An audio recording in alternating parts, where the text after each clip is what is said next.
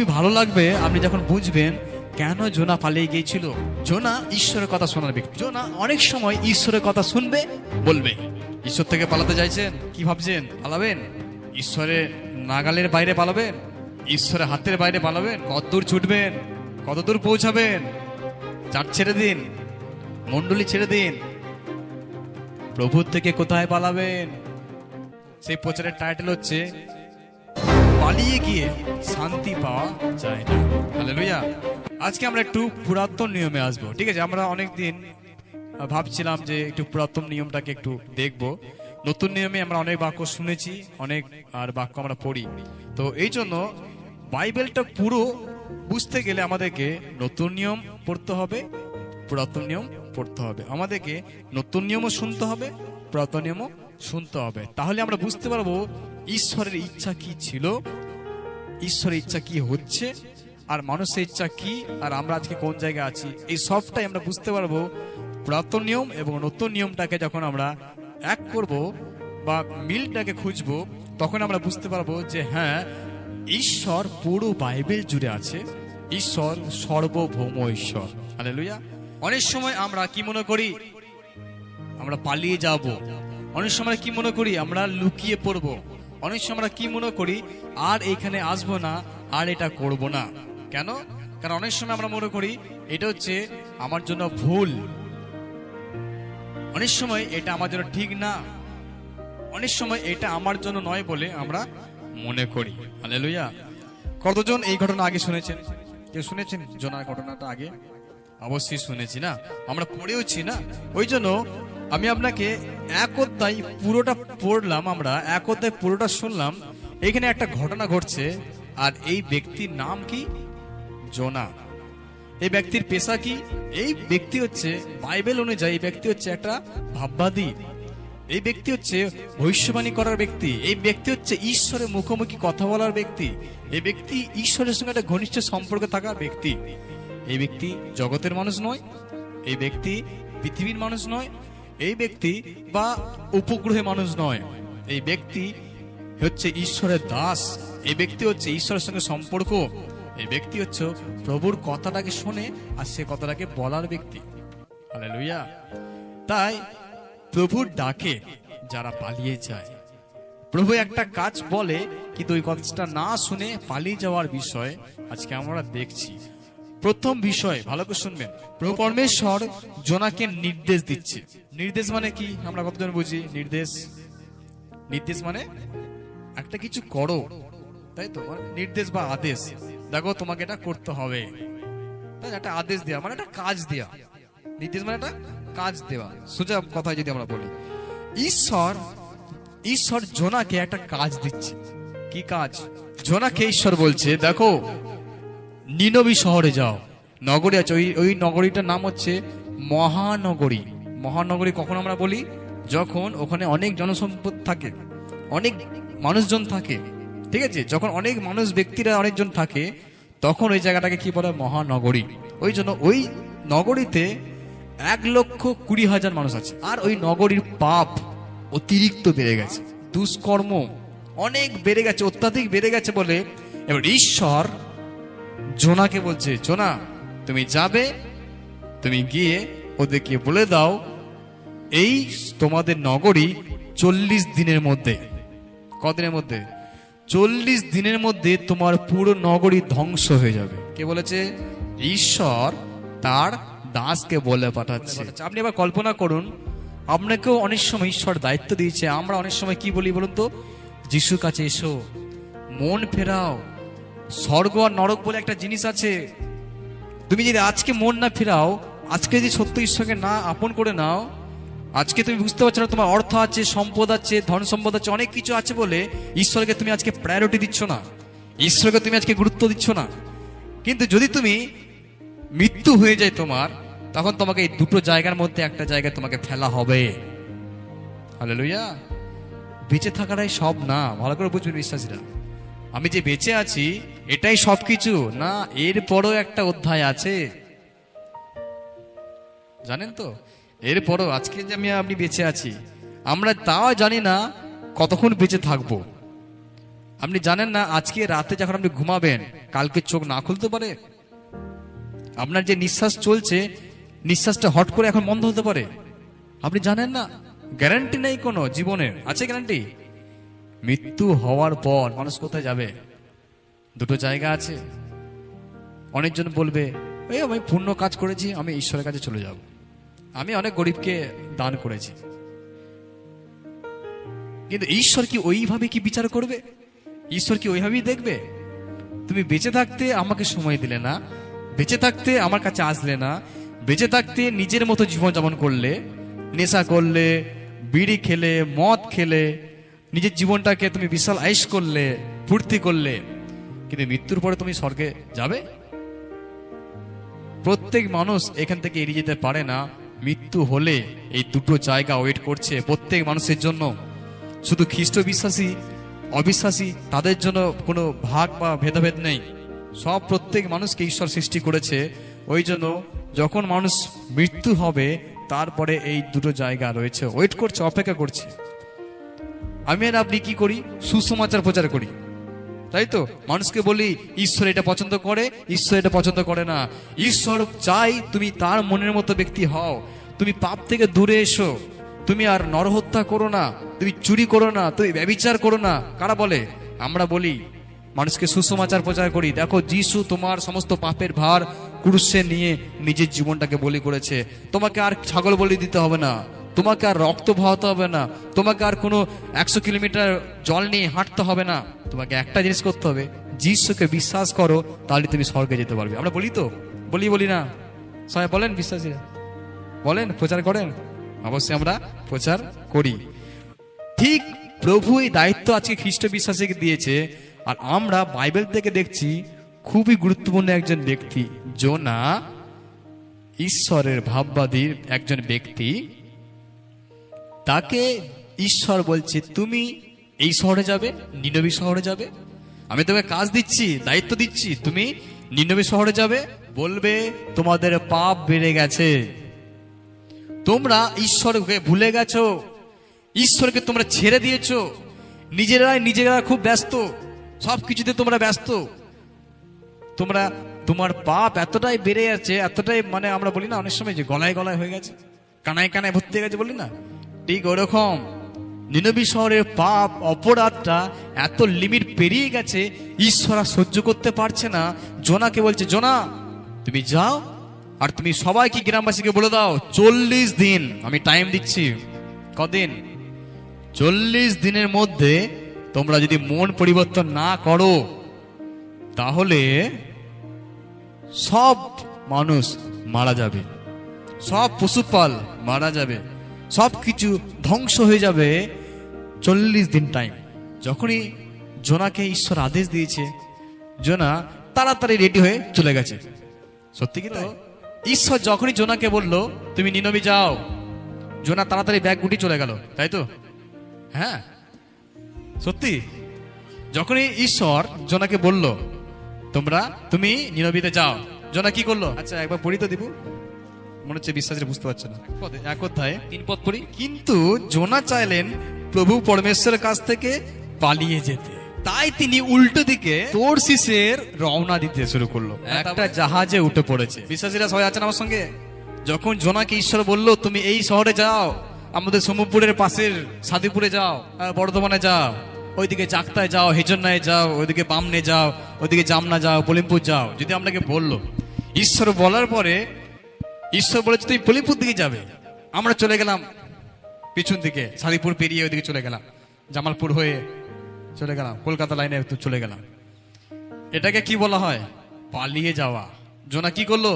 পালিয়ে গেল। ঈশ্বরের কথা শুনে সঙ্গে সঙ্গে কি গেছিল? না না না না না না। কেন পালিয়ে গেছিল? এটা খুব ইন্টারেস্টিং বিষয়, খুবই ভালো লাগবে আপনি যখন বুঝবেন কেন জোনা পালিয়ে গিয়েছিল। জোনা ঈশ্বরের কথা শোনার ব্যক্তি। জোনা অনেক সময় ঈশ্বরের কথা শুনবে, বলবে, ওর কাজ এটাই। কিন্তু জোনা কি করলো? উল্টো দিকে পালিয়ে গেল। ঈশ্বর থেকে পালিয়ে যাওয়া। পাঁচ জনকে বলুন, ঈশ্বর থেকে পালাতে চাইছেন? কি ভাবছেন? পালাবেন? ঈশ্বরের নাগালের বাইরে পালাবেন? ঈশ্বরের হাতের বাইরে পালাবেন? কতদূর ছুটবেন? কতদূর পৌঁছাবেন আপনাকে ঈশ্বর টেনে নিয়ে আসতে পারে।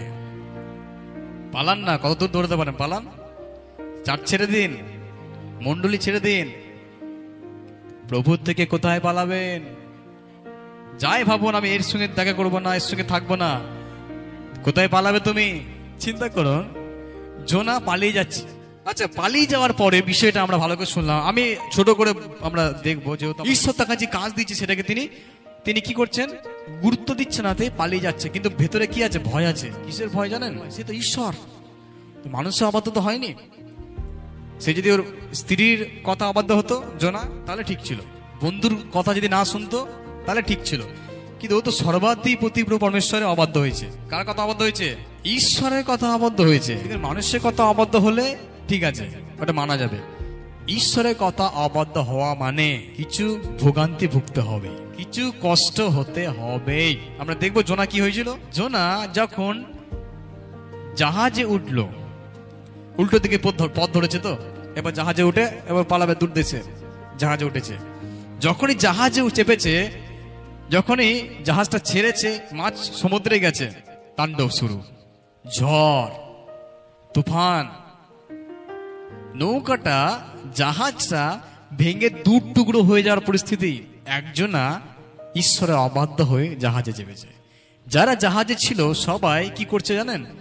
এর মধ্যে কথা বলা বলি করছে, কেন এটা হলো, এ কেন এরকম হচ্ছে, এরকম তো হওয়ার কথা নয়, আমাদের এত শক্ত জাহাজ, সুন্দর ওয়েদার ছিল, কি করে সবকিছু বদলে গেল? নিশ্চয় কেউ কিছু ভুল করেছে, কেউ কিছু ভুল করেছে বলে তখনকার সময় কি হতো জানেন? কোটি চালা হতো, ঠিক আছে?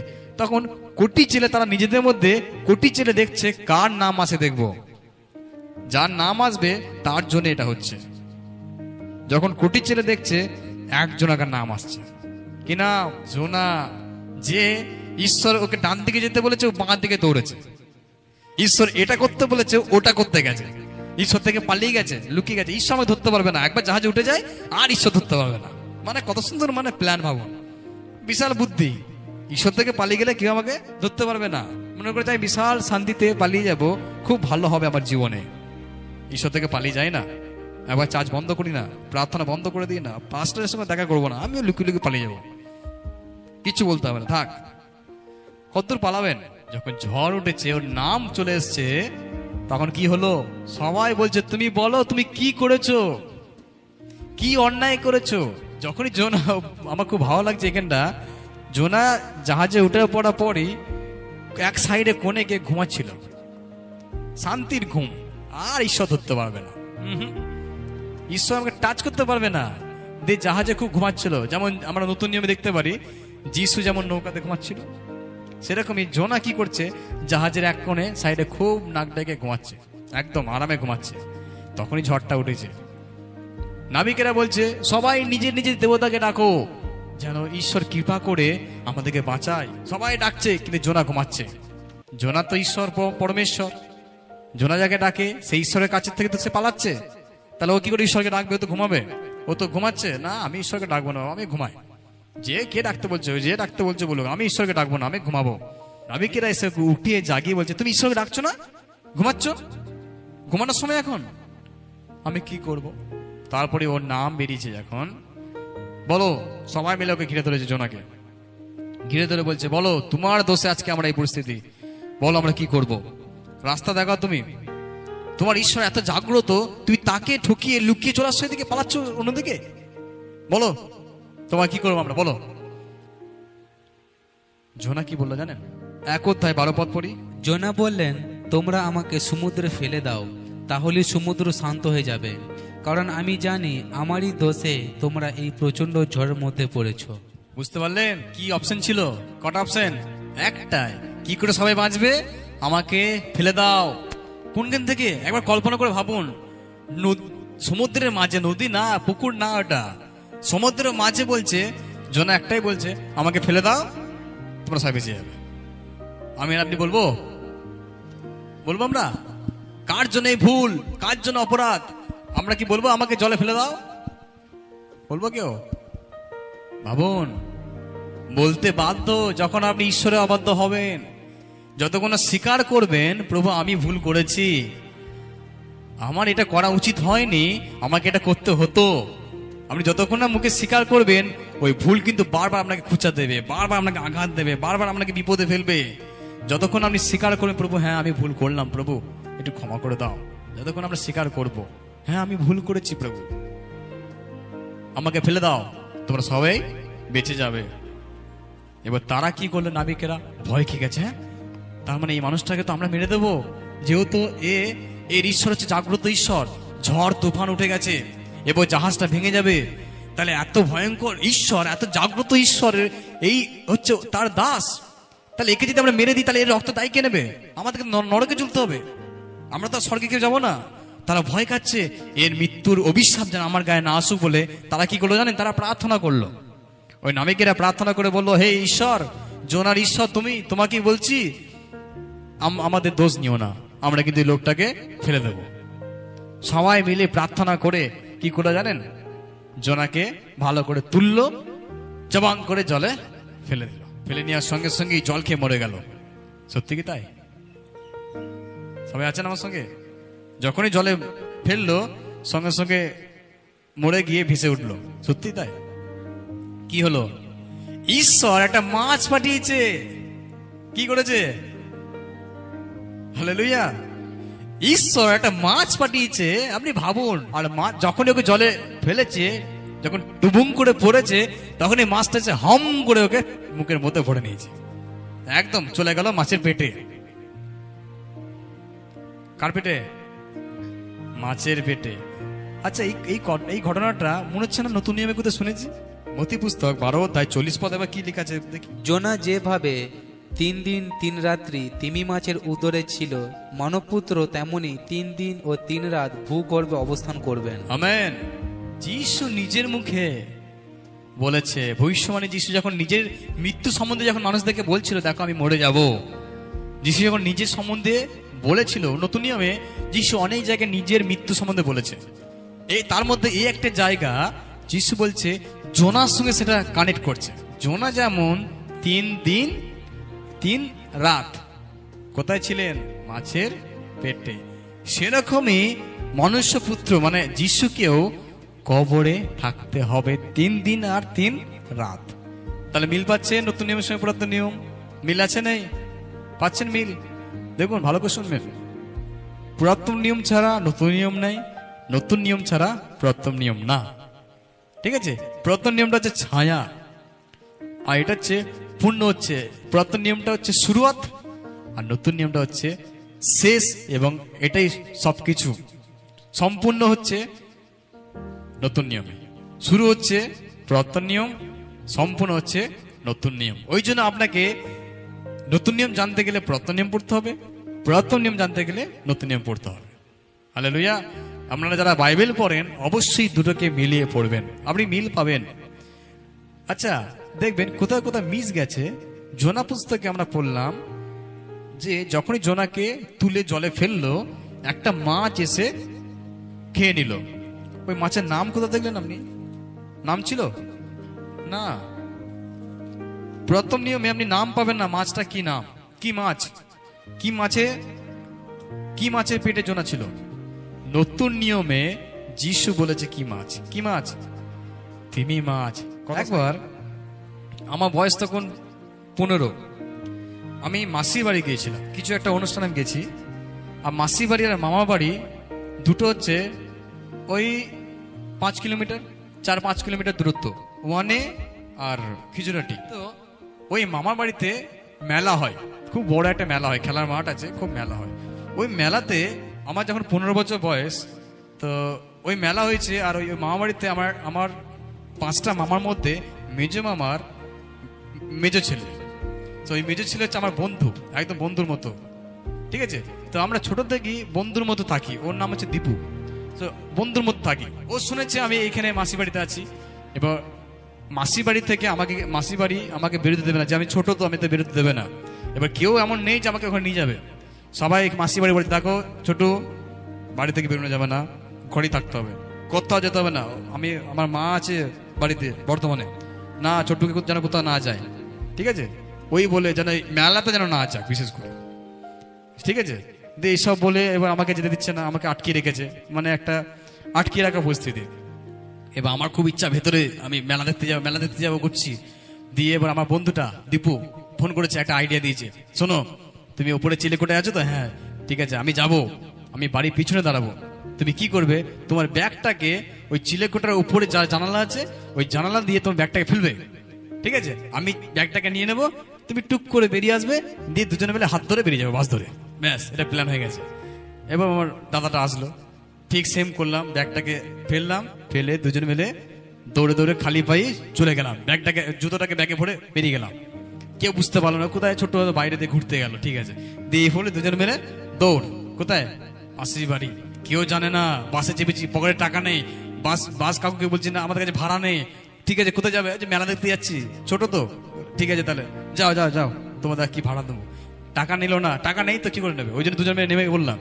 নেমে পড়ে এবার বিকেল হয়েছে, মেলা দেখতে গেছি, মেলা দেখতে সেই বছর গিয়ে দেখছি একটা মাছের মেলা বসেছে, ঢুকে দেখছি বড় বড় তিমি মাছ, সত্যি আসল তিমি মাছ আমি দেখেছি জীবনে প্রথম, বিশাল বড় সাইজ, 15-20 ফুট তো হবে, এত বড় সাইজ, এত বড় সাইজ, একদম ওই প্রান্ত থেকে এই প্রান্ত, একদম ওই প্রান্ত থেকে এই প্রান্ত, বড় বড় মাছ, জীবনে প্রথম মাছ দেখলাম এত বড় বড়, 5 foot 6 foot 7 foot 8 foot 9 foot, এত বড় বড় মাছ, এত বড় মাছ দেখে আমি অবাক হয়ে গেছি, তিমি মাছ দেখতে পেয়েছিলাম।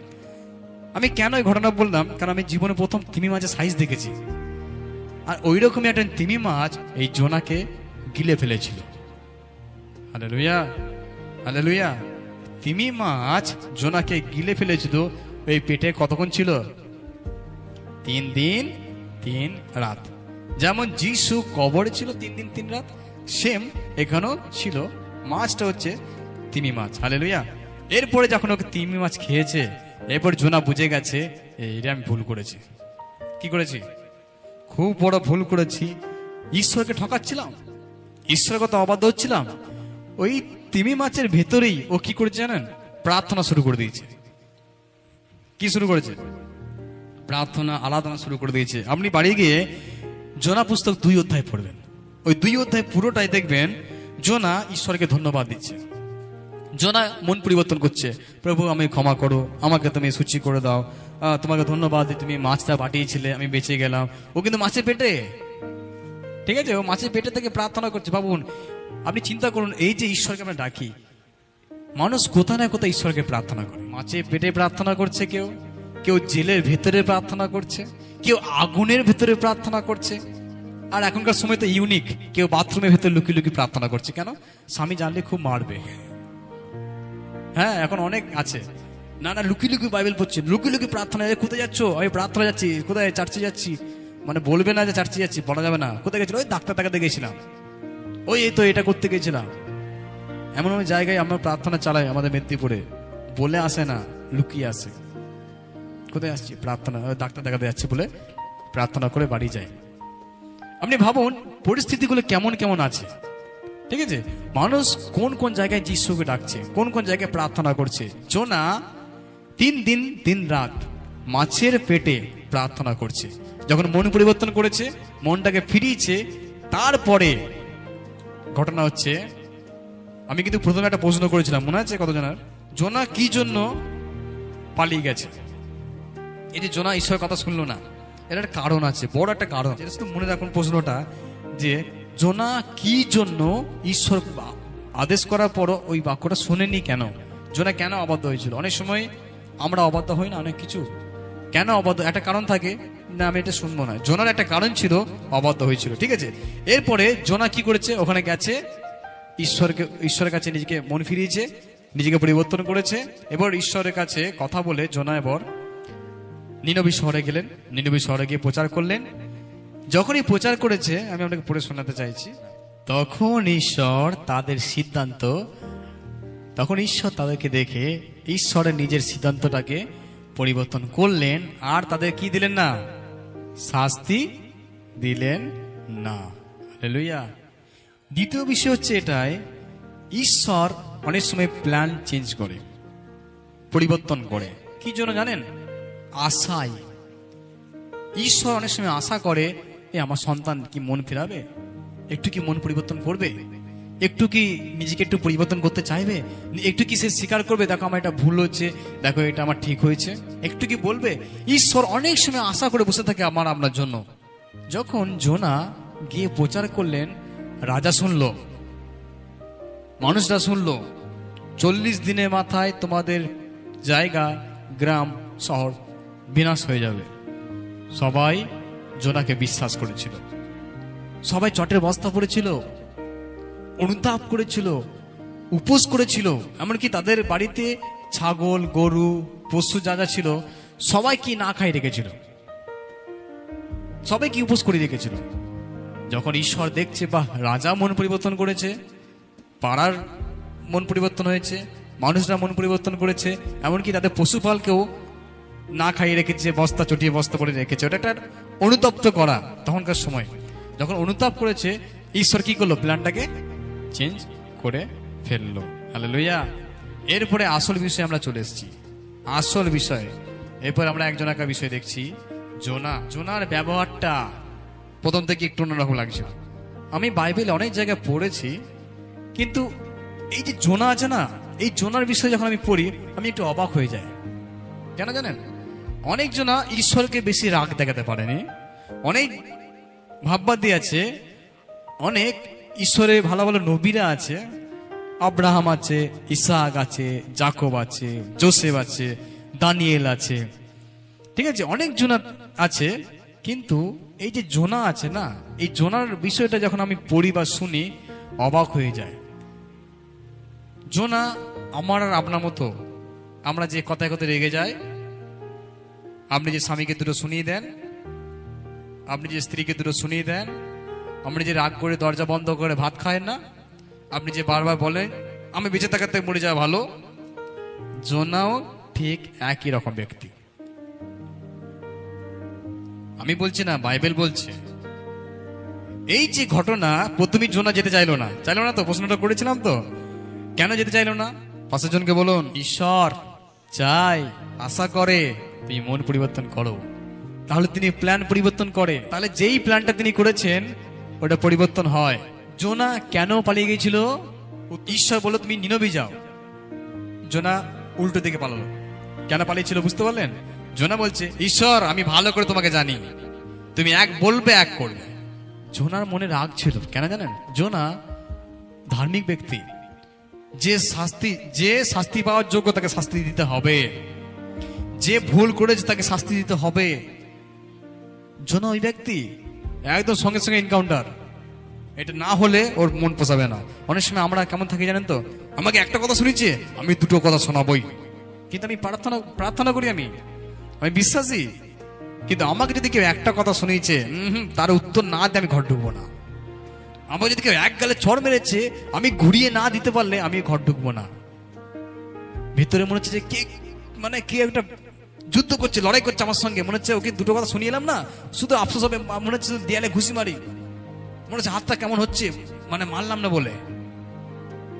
জোনা ও ঈশ্বরের বিরুদ্ধে তো পাপ করেছে। নিনবে শহরে মানুষরা, মহানগরীতে, ওদেরকে ঈশ্বর ক্ষমা করে। আমি জানি তো ঈশ্বর তুমি এটাই করবে, আমি জানি তুমি এটা করবে, আমি ওই জন্যই পালাচ্ছিলাম, আমাকে কেন তুমি ধরে আনলে? আমি পালাচ্ছিলাম ওইদিকে, তুমি আমাকে ধরে আনলে, আমাকে 3 দিন 3 রাত মাছের পেটে থাকতে হলো, এত কষ্ট আমাকে করতে হলো, এত ভয় এলো, ঝড় এলো, আমাকে কেন বাঁচিয়ে রাখলে তুমি? জোনা কি হয়ে গেছে? রেগে ফায়ার। কতজন রেগে গেছেন? রাগ করেন কতজন? করি তো। কার কাছে করেন?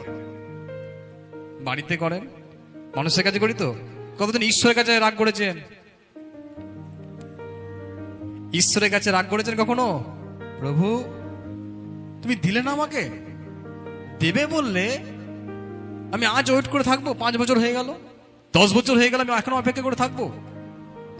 হালেলুয়া। জোনা ঈশ্বরের সঙ্গে সম্পর্ক কেমন ভাবুন। আমাদের মানুষের সঙ্গে সম্পর্ক ভালো থাকে, ওই জন্য আমরা রাগ করি, ঠিক আছে? ওই জন্য কোনো কথা দিয়ে কথাটাকে পরিবর্তন করলে আমরা রাগ করে যাই, রেগে যাই। একটা আমরা প্ল্যান করছি, একটা হয়ে যাচ্ছে বলে আমরা রেগে যাই। ঠিক জোনা মানতে পারছে না, ঈশ্বর আমি জানি তো তুমি এটাই করবে, আমি জানি তুমি এটাই ঘটাবে, ওই জন্য আমি পালাচ্ছিলাম। তুমি করলে কি, ওদিকে ক্ষমা করলে। এবার জোনা ভালো করে শুনবেন, জোনা রেগে গিয়ে বলেছে, আমি বাঁচতে চাই না। কেন বাঁচতে চাও না? আমি এত কিছু পরিশ্রম করলাম আর তুমি ওদিকে বাঁচিয়ে দিলে, ওদিকে ক্ষমা করে দিলে। আমি আর বাঁচতে চাই না, আমাকে তুমি মেরে দাও। রাগ করে রেগে গেছে, রেগে বাড়ি থেকে বাইরে চলে গিয়ে একদম ফাঁকা মাঠ, প্রচুর রোদ, তখনকার রোদ একটা মানে লু পাওয়ার মতো রোদ। এই যে এবার রোদটা শুরু হচ্ছে আমাদের, দেখবেন কেমন রোদগুলো আসবে। যদি আপনি 1 ঘন্টা রোদে থাকেন, ব্যাস খতম। 10 মিনিট থাকলে মনে হচ্ছে আমাদের, মনে হচ্ছে শরীরে সমস্ত জল বেরিয়ে গেল, এত ঘাম হবে, মনে হচ্ছে মাথা ঘুরবে, এখনই শেষ। সেরকম বড় মানে বিশাল রোদ আসছে। জোনা রেগে গেছে, রেগে দৌড়াচ্ছে, না না আমি নিজেকে শেষ করে ফেলবো বলে, আমি মেরে ফেলবো বলে কি করলো জোনা, দৌড়ে গেছে মাঠের দিকে, দিয়ে একটা গাছতলায় বসেছে, একটা জায়গায় বসেছে। তো ওই মাথার উপরে একটা ছাউনি ছিল, ঠিক আছে, একটা কুড়ে ঘরের মতো, একটা গুমটি মতো বসে আছে। এবং এটা হচ্ছে একটা গাছ, লাউ গাছের মতো একটা গাছের পাতা, ঈশ্বর এটাকে পাঠিয়েছে, ঈশ্বর এই জায়গাটা রেখেছে। যখন গেছে, এরপরে ওটা রেখে গেছে, এবার তো রাগ তো ভাঙাতে হবে। কে রাগ ভাঙাবে? ঈশ্বর ভাঙাবে। দেখুন, আমরা মানুষের সঙ্গে আমরা রাগ করলে আমরা একে অন্য রাগ ভাঙাই। এ তো রাগ করেছে কার প্রতি? ঈশ্বরের প্রতি, তাহলে ঈশ্বরকে রাগ ভাঙাতে হবে, ঠিক তো? ঠিক। এবার রেগে গেছে, বসে আছে, এরপরে রেগে গিয়ে বলছে, ঈশ্বর আমাকে মেরে দাও। তারপরে রেগে গেল কোনখানটায়? যখন সে একটু ছায়াচ্ছন্ন জায়গায় বসলো, এত রোদ্দুর, একটু শান্তি তো ঈশ্বর দাও। যখন এই গাছের তলায় ছিল, ওই লাউ গাছটাও রোদে শুকিয়ে গেছে বলে রাগ, এবার প্রচুর রাগ। হ্যাঁ ঈশ্বর, আমি তোমাকে ডাকছি, আমি একটা জায়গাতে এলাম, একটু বাইরে এলাম, তুমি এই গাছটাকে শুকিয়ে দিলে, মেরে দিলে, আমি আর বাঁচতে চাই না, আমাকে মেরে দাও এখনই, একদম আমি আজকেই শেষ হয়ে যাবো। কে বলছে? জগতের লোক বলেনি, ঠিক আছে, ঈশ্বরের দাস বলছে এখানে, আমি আর বাঁচতে চাই না। 5 জনকে বলুন, কখনো বলবেন না আমি বাঁচতে চাই না, আমি মরে যাব, আমি নিজেকে রাখবো না, বলবেন না। আমেন। রেগে গেছে, রেগে এসব কথা বলছে, কিন্তু ঈশ্বর তাকে বোঝানোর জন্য এই কাজটা করেছে। ওই গাছটাকে শুকিয়ে দিয়েছে, রোদে পুড়িয়ে দিয়েছে। তার একটা কারণে বলতে চাইছে, আমি তোমাকে ভালোবাসি। আমি কে তুমি জানো? একটা গাছটা শুকিয়ে গেছে রোদে, ওই জন্য তুমি এত রাগ, তোমার কষ্ট হচ্ছে। এই যে নিনবী শহরে 1,20,000 লোক, এরা যদি শুকিয়ে যায়, নরকে পড়ে, এরা যদি পাপের মধ্যে পড়ে, আমি যদি এদিকে না বাঁচাই, তাহলে আমার কষ্ট হবে না? তুমি রাগ করছো, রেগে যাচ্ছ, তুমি বুঝতে পারছো